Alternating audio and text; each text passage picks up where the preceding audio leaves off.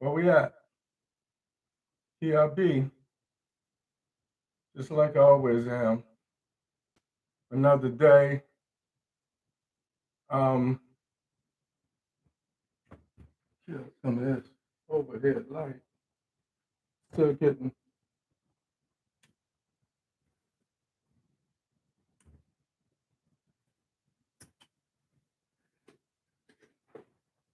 Ooh, what's up? What's up? What's up? What's up? What's up? What's up? What's up?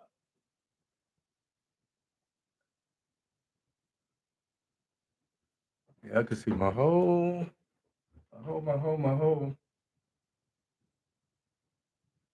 studio. Let's see. Let's go in a little bit. Let's go in a little bit. Let's go in a little bit. Okay, I guess we'll call that a day. I can't get no rest. Don't know how I'll work all day. When will I learn? Memories get in the way. I walk around. I can't hear some folks talking loud and loud.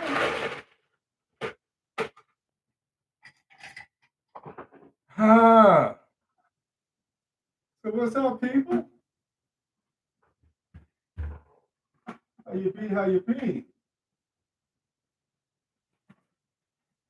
I got things a little set up here. I got my little drinky drink. My studio's going through its own little growing pains. It's doing its own thing. And I, on the other hand, am just caught up in the mix. What's up, Miss Daniels? Long time no see. How you be? Um, I meant to tag you. I'm sure you know what happened with the Supreme Court. So, oh wow, talking about blast for the past. This fellow's passing through. We're gonna talk about some things tonight. We're not gonna talk about what I want to talk about. What's funny is I'll have a show all prepared, and then something happens, like the Supreme Court decides to do away with quote unquote affirmative action, like we were actually profiting from it. But it's the principle of it. It's the principality of the thing. So in the interim, kind of readjusting some things here. Trying to adjust some things here. Trying to get my light right. Okay, that's a little better. Let's try it over on this side too.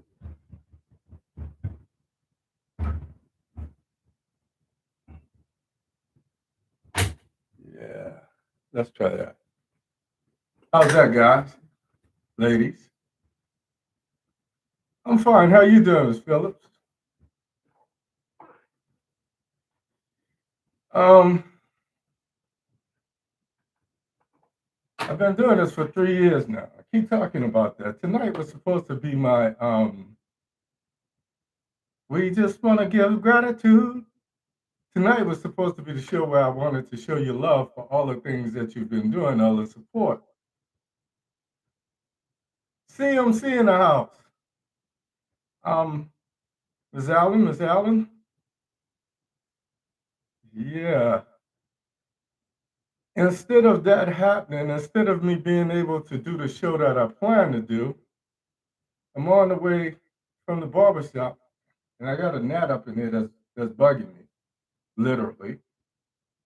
I'm on my way to the barbershop, and I hear about the Supreme Court doing away with affirmative action, and Uncle Thomas And before y'all tell me, yeah, I know the real Uncle Tom wasn't like Justice Thomas, but this dude right here, he says now everybody will have a fair chance. And all I could do with that was just shake my head. So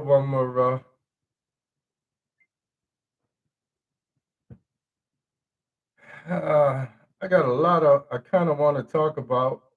I didn't get a chance to write it out the way I wanted to write it out, so I'll be making it up as I go along. So in the interim, I'm gonna just ask you guys to be patient with me. Um,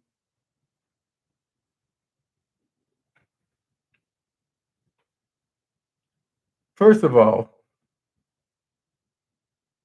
before I do anything else, I want to say, how you guys doing? Thank you for being here. Um, oh wow, I'm matching my chairs.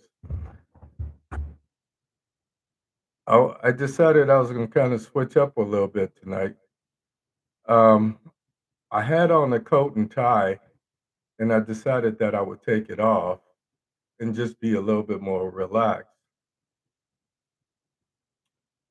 as I discuss this serious matter that stands before us as a crew. Um,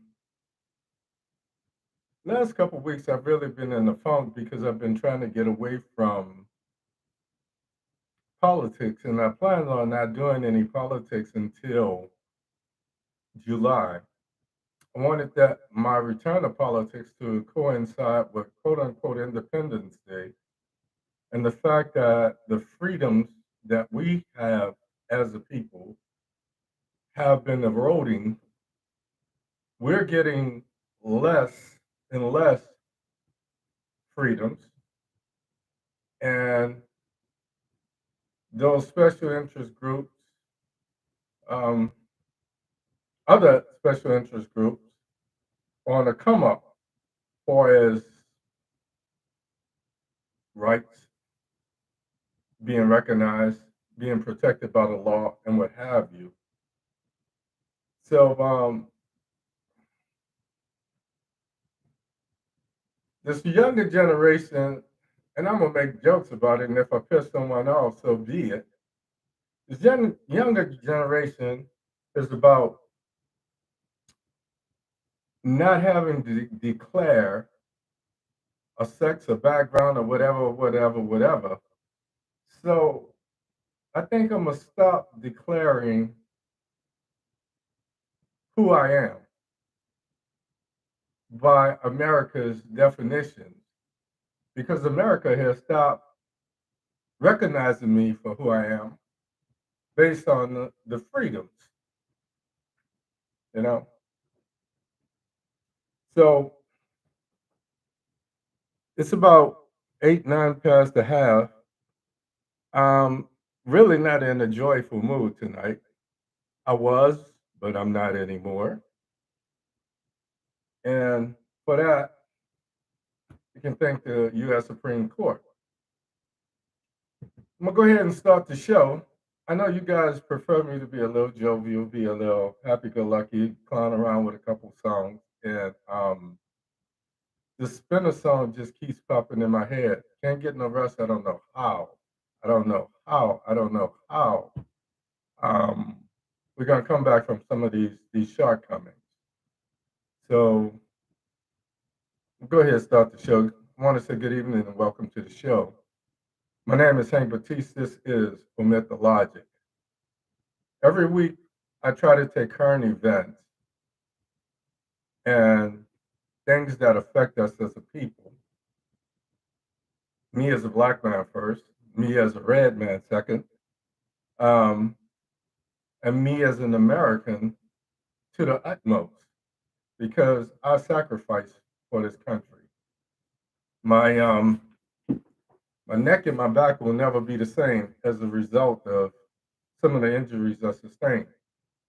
With that being said, I want to say I try to take the things that don't make sense, break them down. I try to take the political jargon, if you will, and break it down, analyze it, and try to make it make sense for you guys. I'm your host tonight, and the voices in my head are perturbed. The voices in my head are pissed off to the utmost of pissosity. The voices in my head are perplexed and not amused at all. I ask myself, why? As if I don't know the answer to the question. This is the month of June. I have promised myself and you guys and the few brothers that come out and tune into the show, I promised you and those brothers and myself that I would recognize men for, especially men of color, for their contributions, for their sacrifices, for the things that we do that go unrecognized and are underappreciated. I wanted to get through the month of June just showing love to the brothers. And then in July, I was going to get back to some of the politics because I felt like we need to start doing some things to put ourselves in a better place politically. Every time I meet a woman, the first thing out of her mouth when I tell her about my show is she says, I'm not really into politics. And I smile. And a lot of times I say, wow, that's a negative. You know, I had one woman, she says, you've got enough fans. You don't need another fan. And at that point, I decided that I wasn't going to have anything else to kind of do with her. A, she was kind of argumentative. B, I don't need you to be a fan per se, but if I'm going to be your man, I'm going to support you in everything that you do. I'm going to build you up when you fall down. I'm going to make sure that if nobody else tells you, babe, you're doing a hell of a job, the one person that's going to tell you that is going to be me, you know? Because I understand that we all have something that we're passionate about. So um, I think it's sad. I think it's perplexing. I think it's so many adjectives to describe the fact that we are the only ethnic group that shies away from active participation in politics and things that affect us. And it shows because we vote for who they tell us to vote for instead of finding somebody who's going to take our interests seriously. When we talk about the LGBT community,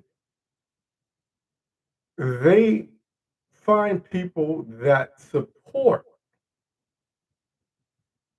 the things that they need, the rights that they need, the freedoms that they need, the protections under the Constitution. When we talk about the Jews, as soon as you say something that any has any negative connotation, they come out in full mass. And I keep asking myself, why can't we have that? Why have we been programmed and beaten into submission when it comes to actively participating in matters that affect us? And when I hear people say, I don't get into politics simply because it doesn't affect me or that's not my thing, I'm like, you've got children, you've got grandchildren, and you have a legacy that's going to be here long after you go. And all that they are asking of you, whether you realize it or not, is to create a place in this world where they can grow, where they can thrive, where they can just be themselves, whether they're heterosexual or homosexual, but especially if they're heterosexual.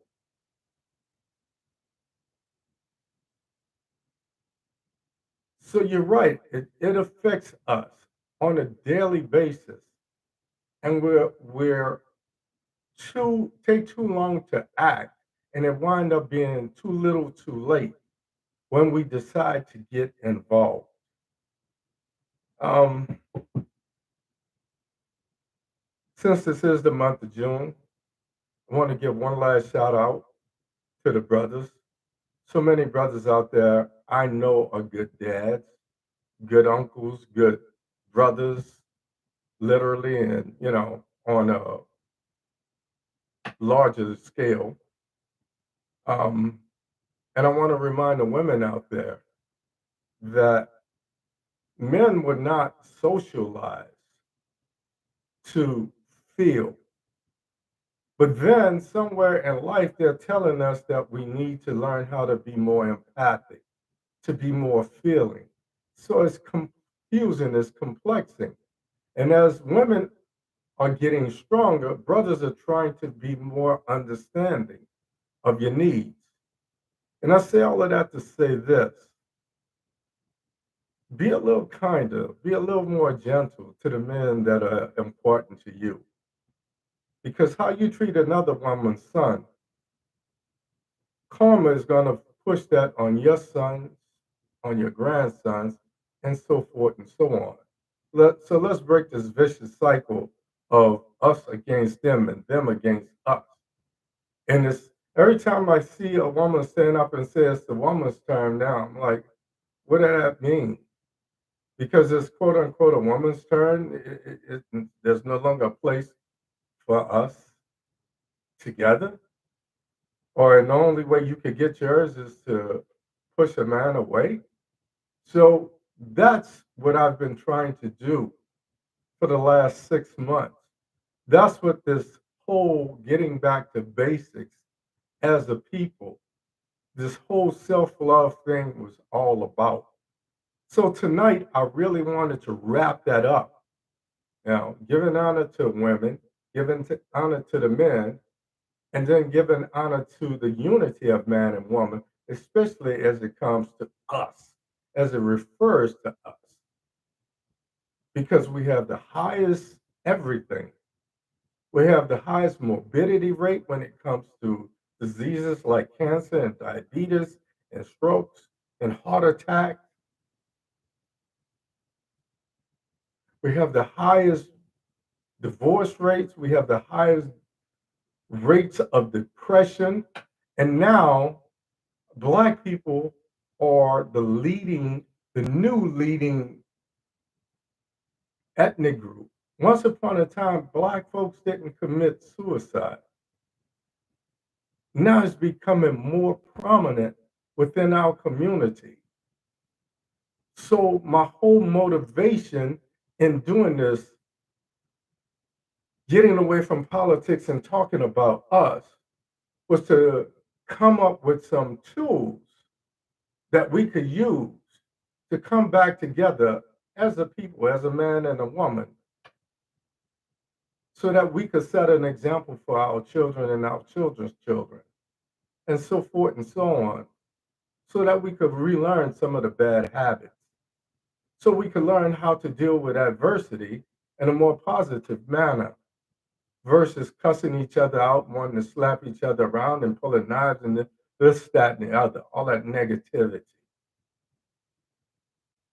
So tonight was supposed to be wrapping all of that up in a nice, pretty bow and saying, sisters, we need you. And saying, brothers, we need you. And saying, we need us to come together. And I'm not saying, you know, you can't love who you love. But there was something true when Malcolm said, we have to start here because we're the ones who's being most affected by our own behaviors. We're dying. We're being divorced. We're being depressed. And we're losing political ground because our sense of apathy, because of our sense of being broken, because of our sense of just made not to care. With that being said, I want to say, and it's a diluted thank you, but I want to say thank you from the bottom of my heart. 3 years of doing this, and most of you guys have been with me for at least a year, year and a half. Some of you have been popping in since day one, and you've seen the show grow. You've seen the show progress.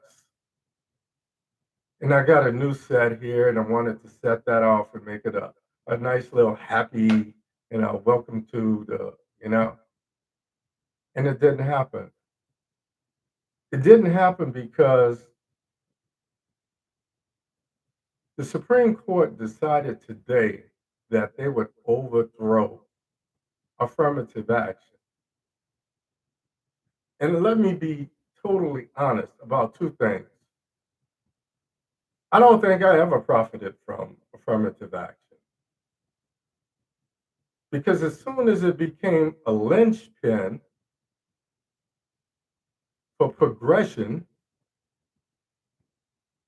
it became a eeny, meeny, miny. And I was somewhere left behind Mo.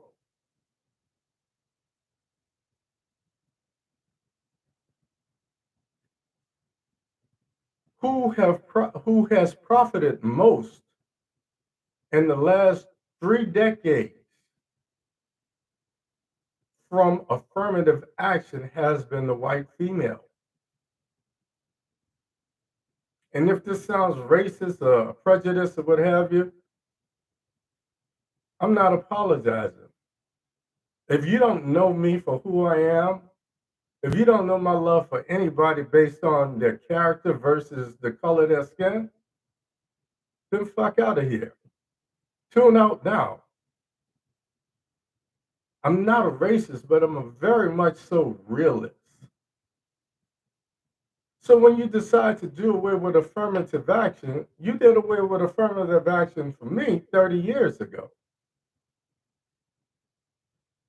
I never got a job because I was a black man. Once I was on a job, my blackness was kind of exploited from time to time. Once they realized that I was intelligent enough to represent an organization,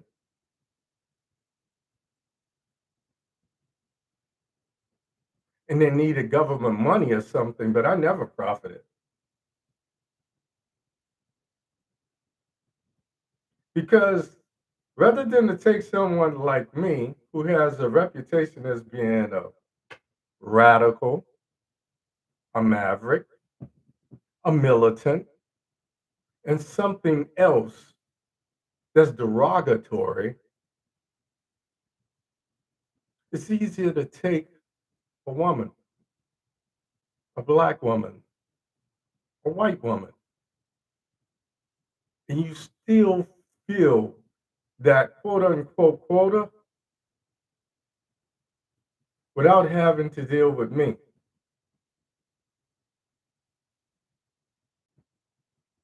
So no, it hasn't profited me.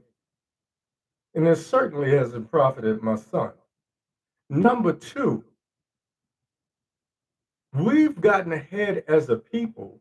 We've gotten into the Harvards and the Yales and the Howards and the Columbias and the University of Pennsylvania's and and the Brown University and all of these Ivy League schools, the Stanfords and the Rutgers and all of these schools. We've gotten into these schools because we were the cream de la creme, because we had the grades, because we had something, we had the work ethic to get the job done. Unlike the little rich white kids who mothers and fathers are going to jail for buying them a seat at Yale, a Harvard, a Brown, a Stanford. or Pepperdine and some of these well-named schools, we were taught. Maybe you were not taught. Maybe your parents and your grandparents didn't use the same language, the same verbiage that my mother used. But for the month of Mother's Day, for my Mother's Day show, I told you, my mother and my father were simple, simple country people. But what they both had in common, believe it or not, was a need to want to save the world. And they were at odds on how to make it happen. My mom's wanted to feed the world. My dad wanted to finance it. So they would be at odds. But the one thing they had in common and one thing that they impressed on me was work ethic. My mom used to tell me, she says, son, you come home with these books, trigonometry and physics and all of this stuff. I can't help you with your homework. I was the only girl at the age of 11 and 12. I was cooking for my younger brothers while my mom, my mother's mom, my grandmother, was a midwife. She would go out to black families when they couldn't get doctors and deliver babies. So the weight of the family fell on my mom. The need for a second income fell on my dad. So my mom told me, she says, you go back there. I didn't send you back there to be Richard Pryor. As much as you enjoy music, you're not getting paid to go back there and do this. You need to get your lesson. She said, because I don't know what it is about education, but I know they were willing to kill us to keep us from reading. So it must be something special. So maybe your mothers, your fathers, your grandmothers, and your grandfathers didn't use the exact language. But the thing that they instilled in us is that we had to apply ourselves because that's the verbiage they use. Apply yourself. Don't be lazy. You've got to work 10 times harder. How many people heard that? You got to work 10 times harder to be thought half as good. And I used to make jokes. I wouldn't say it out loud to my mom because I like having teeth. So I used to say, Ma, that's some bad arithmetic, boy. So YouTube, have they cut me off yet? Yeah, I'm just waiting. I'm just waiting. I don't see no responses from my YouTube people. So I just want to know. I just want to make sure that they don't cut me off. Because when I talk about positive things, all of these social media platforms start to become hairy. I can't bring people up on my show. My voice starts to fade out. The dubbing, there's a 5-minute delay in what I have to say and when it comes through. And I don't know why. Maybe this is too radical. But I'm going to say it one more again. We didn't profit from affirmative action. We profited from having parents and grandparents who impressed on us that the only way you was going to get it was to work for it. That you had to be 10 times, you had to work 10 times harder to be thought half as good. That's why we have come up within this society. Unless your name was Arnell Simpson, OJ's daughter, was at Howard when I was there. Unless your mom or dad was a entertainer or a politician, because Andrew Young's son Bo was there as well. But I will say this about those folks. I didn't have classes with them, but just to hear them talk, I knew they were articulate. I know they didn't go to George Washington Carver, but I knew one damn thing for sure: I could compete. And toe to toe, I'd take them down. Because my mom said, son, I don't know what it is about education, but they were willing to kill us to keep us from getting it. So get as much of it as you can. So Clarence Thomas decided to piggyback the Supreme Court rescinding affirmative action by saying, good, now everybody will have an equal chance.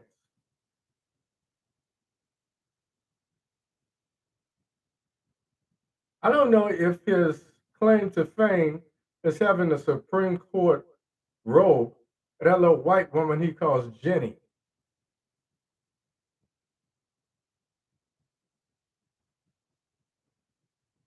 But he said he pulled himself up by his own bootstraps. I promise you one thing.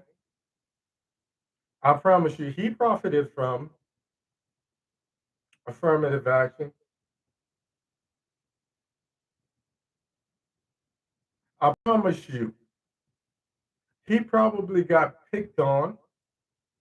I know coming from where he came from, he got called the N word more than Richard Pryor ever used the word. He got called the N word more than Richard Pryor, Snoop Dogg, Cat Williams, and every rapper in America could use the word. He got called that word more times than them. And that's why he's so adamant about proving that I's a good one, sir. I's going to do everything I can to help protect your plantation.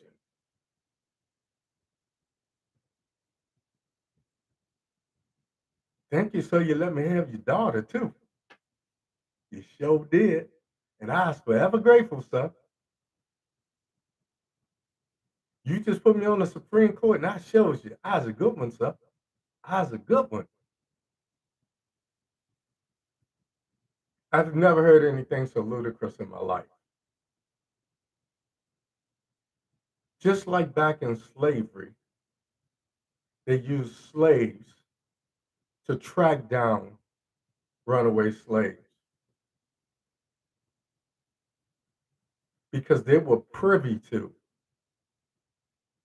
getting into some of the slave shacks and slave quarters and learning inside information on how they traveled and the routes that they traveled in the Underground Railroad. And it was them that sold out those that were running. It was them that notified Massa. Massa, they're planning to overthrow you. And you know, Za's a good one. I can't go with them. I loves it here, sir.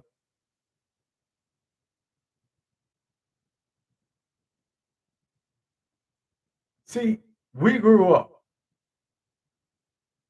Once upon a time, we grew up just like we played your mama jokes. One of the jokes we used to make is you so black. You so black every time you get in the car, the oil light comes on. Your daddy's so black they call him Midnight. And in 1968, somewhere around the end of Dr. King's life, James Brown decided to come out with a song to culminate the Black and Proud experience. And the song says, "Say it loud, I'm Black and I'm proud." And in the song, James said, "I would rather die on my feet than to live on my knees."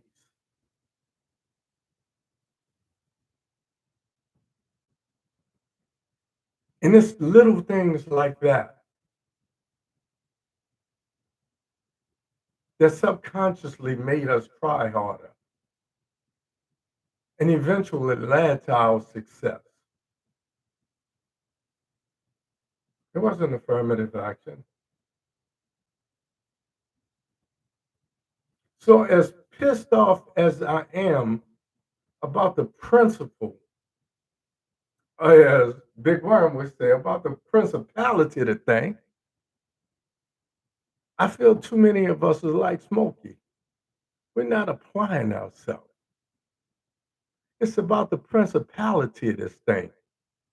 So we got to get into this thing called politics. We got to get into some of these local and start going to some of these county meetings and start weeding out these folks who just want to get into politics because it makes them richer. For today's advertisement is the first time that I tagged some people, and I included Dr. King's quote on what leaders are.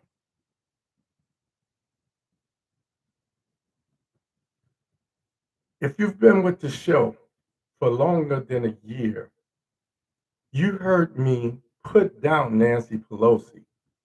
You heard me put down Chuck Schumer because their lack of leadership ability. You heard me express my dismay and my anger when Nancy Pelosi had the audacity to don Kente cloth and take a knee in the rotunda of the U.S. Capitol.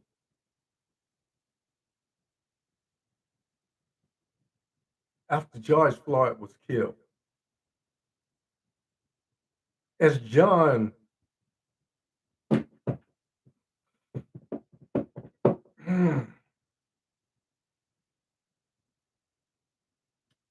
as John Lewis was dying, he worked his entire life for a voting bill. He dedicated his entire life to making sure that Dr. King's dream became a reality. They took bricks to the skull coming across the bridge. I remember watching Ironside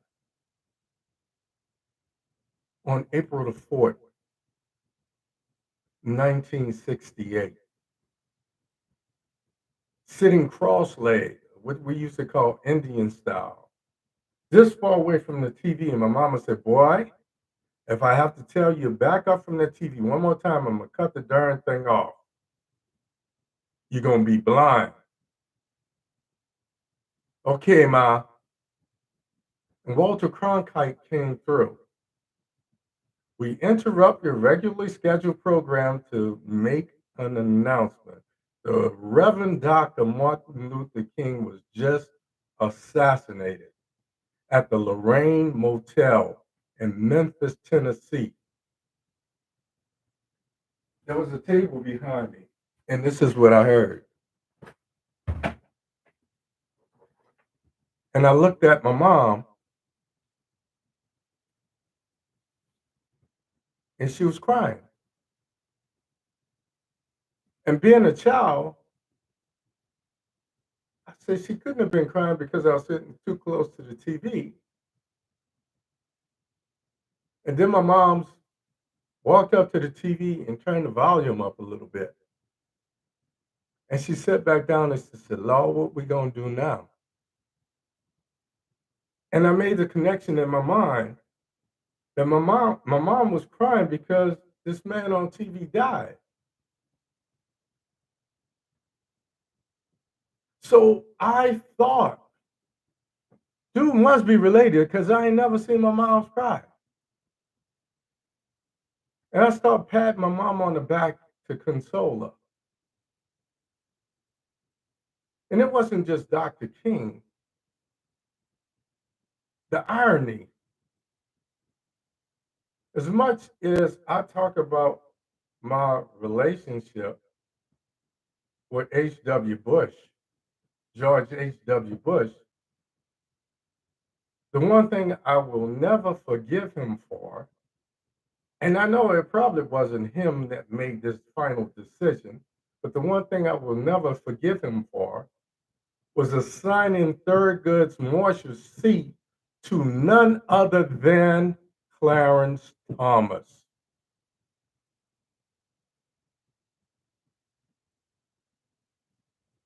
So I would have, I bet you, there's some people doing some flips, somersaults, and rolling in the deep 6 feet in their graves because all that they fought for, the Nancy Pelosi's, the Chuck Schumers, we don't have a George Floyd bill. We don't have a voting rights bill. We really didn't have an affirmative action bill that worked for us. We don't have programs. My grandchildren got into college on scholarships because they worked their asses off. My grandson decided to write a paper about me because he saw me work my ass off. My mama said, we're moving into the Desire Project because one week you want to be Bruce Lee, the next week you want to be Muhammad Ali, the week after that you want to be Fred Wesley, the week after that you want to be Larry Graham. All of that takes money, son. So we're going to go back there so you can have the money to do the things you want to do. But don't you get back there with them niggas and act a fool because you got to deal with me. And my friends would always say, man, your mom's so cool, man. I wish man, my mom was crazy. Y'all don't know that lady.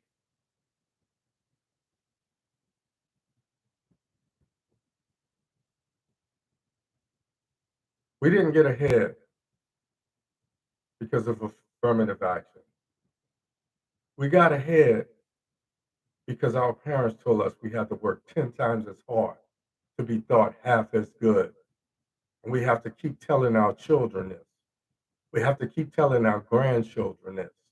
We have to keep now, our history won't even be taught in school anymore.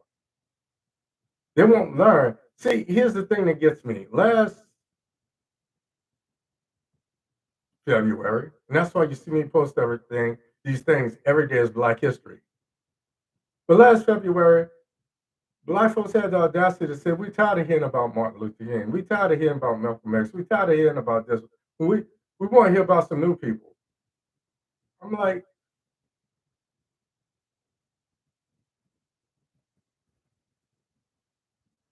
so your prayers have been answered. Because in addition to having affirmative action rescinded,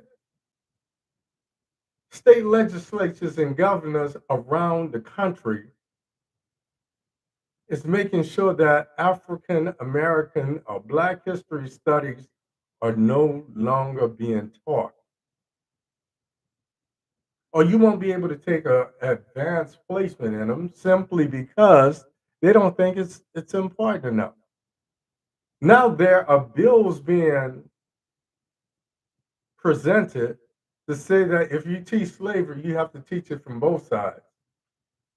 Well, excuse the hell out of me, but I think we've always heard it from one side. We never heard it from the Mandingo side, but it felt like to have to go through Middle Passage. But it felt like going through that hole in the wall in Robin's Island. But Nelson Mandela talked about to the people that's up north. There's a everybody knows about the African American Museum on the mall in D.C. But there's a African American museum in Baltimore that's dedicated to slavery. And when you enter it, it's like going across the gangplank into a slave ship. Yeah, I said shit. Because you're greeted with, come on, nigga, get on board. So it gives you a taste of the first thing these people who didn't even speak the language heard. So whether you speak in Zulu or Swahili or the 2,000 languages, the first thing you were called was nigga. And that's set. So when you go to Baltimore, and I hope, wish, and pray that the museum is still there. Check out the museum. You know me, I left there pissed off to the utmost of pissosity and just wanted to simply because.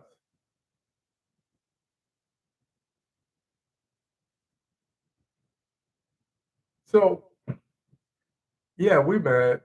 I know you mad too. You ain't got nobody to be mad at but yourself. I could say I told you so, but there ain't nothing gonna happen. I could say I've been telling you this, that was gonna come for 3 years now. I can say it to the women who say, why you picking on Nancy Pelosi? It's our turn now. I say it's not about gender. It's not about woman versus man. It's about the best person for the job. I can tell you right now, just like I said last week, somebody has to have the cojones to stand up and say, I'm taking on Joe Biden because we need a plan B. Somebody has to say to the Nancy Pelosi's and the Chuck Schumers. Somebody has to say to Hakeem Jeffries, take a page from Mitch McConnell's book. Mitch is the minority leader in the Senate. And at the beginning of this year, with the new Congress, he made a declaration that his plan was to take back the Senate by winning 5 states. We just wanted a majority. He wants a major majority. So whatever he chooses to push will pass. So I'm saying this to Brother Hakeem, if you're listening to me, I'm saying this to the progressives, to the moderates, to everybody in the House of Representatives. Brother Hakeem, if you are indeed the leader of the Democrats in the House of Representatives, do the same thing that Mitch McConnell was doing, but do it better. Listen to what your mother and your grandmother told you. Work 10 times harder. So if he's trying to win 5 states, you try to win 15. Because 10 times 5 is going to be 50.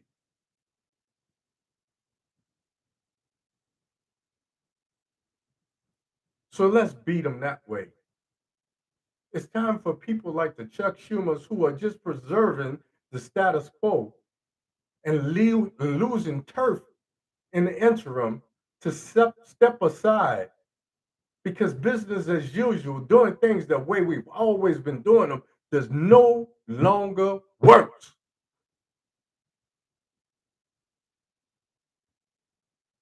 So yeah, I'm pissed.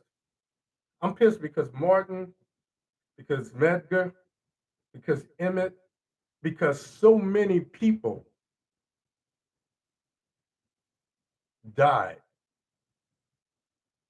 for those few little rights. Black men became longshoremen union because of affirmative action. They didn't get into Harvard or Howard because of affirmative action. When you go to Harvard and Howard, you got to have grades or a rich Hollywood mama who could buy you a seat. I'm pissed because Clarence Thomas, who pulled himself up by his own bootstraps, has taken it upon himself to throw salt on the wound and say, now everyone will have an equal chance. If everybody had an equal chance, we would have never needed it in the beginning. So let me say one more time before I get out of here. Thank you very much for 3 years. Tonight's show was supposed to be about showing love and bringing us back together. It was supposed to be the culmination of getting back to basics. It was how I wanted to celebrate my 3-year anniversary of doing this podcast.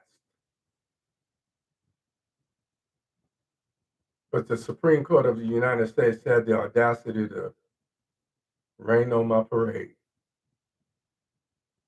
All you did was made me stronger. All you did was woke up a sleeping giant. So giants, all of you guys, it's time to start looking. It's time to start opening our mouth. It's time to start looking for somebody to replace Biden.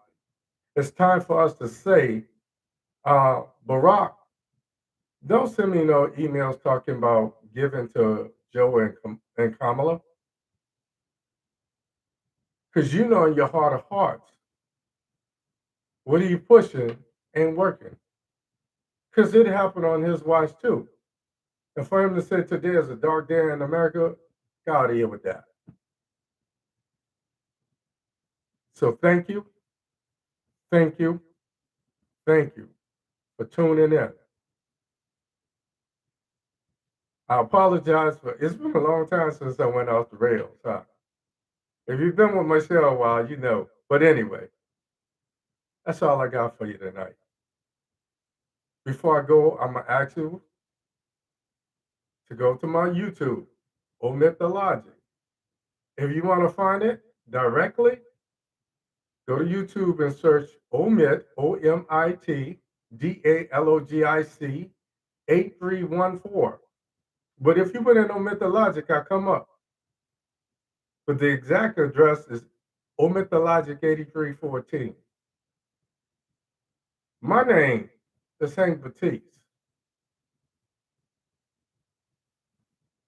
I'm Clara and Henry Batiste Sr.'s baby boy. And I'm proud. I'm proud of the man that my mom and my dad raised. I'm proud of the man that my grandfather and grandmothers raised. I'm proud of the man that Little Zion Baptist Church raised. I'm proud of the man that George Washington Carver, Phyllis Wheatley, William J. Gus made. And I'm proud of the man that New Orleans community invested in to make me the man that I am today. So for the last show of June, show your love to every man in your life. Build your sons up. Build your baby daddies up, even if y'all ain't together anymore. Even if he's a sorry so-and-so since so-and-sos were created. Maybe he'll realize that the worst thing you could do is not watch your baby boys and your baby girls grow up. Go to my sign up, subscribe, give me a thumbs up. You know the brother was on. Brother was on. I float like a butterfly, sting like a bee. Rumble, young man, rumble. And more importantly, share it. I go hard in the paint. Why? Because I said it before, I'm going to say it again. Don't be so afraid to die that you forget to live for a purpose. Because one thing about this game called life, nobody leaves alive.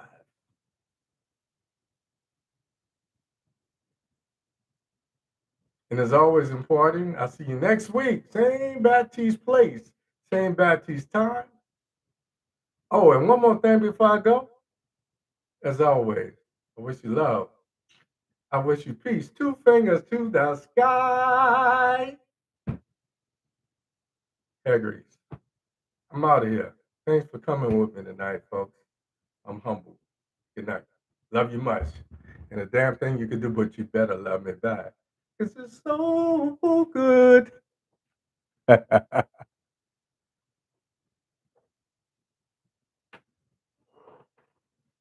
So YouTube, how was we? We good? We good? Well, thank you, baby. Thank you. I couldn't do it without you. You know, you've been here since like day one, Angie. Yeah, I gave you a name, Angie Pinky. Pinky Angie. Yeah, yeah. No problems, no problem, no problem, no problems. No voiceovers. Did I fade in and out? We good? We good, Janice Marie. Janice Marie. Aloysius Boom Tip Tip. That's my girl, man. Yeah. Oh yeah, next time I call you behind, you better answer the damn phone too. Janice Marie. All right, baby, y'all be good. I'm getting out here. Oh damn. Ice. See, this is why I don't put ice in my drink. Nah, I put water down, bourbon, man.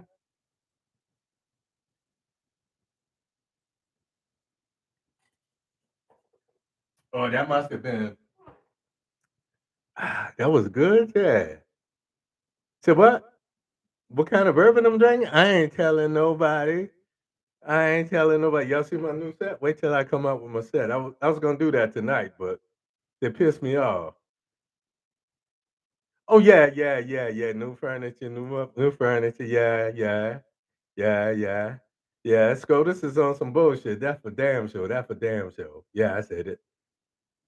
See, YouTube is kind of like HBO. You can say what you want to say. You gotta have some boots to to pull up.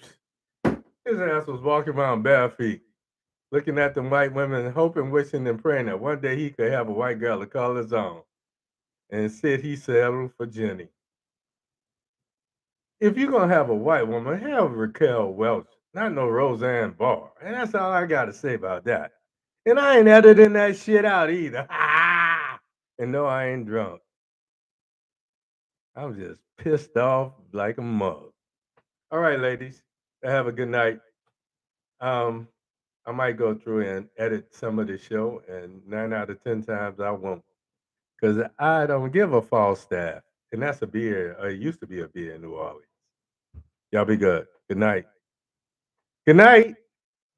Good night. Y'all ain't said good night to me. Uh, somebody better tell me good night. Show me something. Uh-huh. All right. Be like that. See if I can. uh, yep.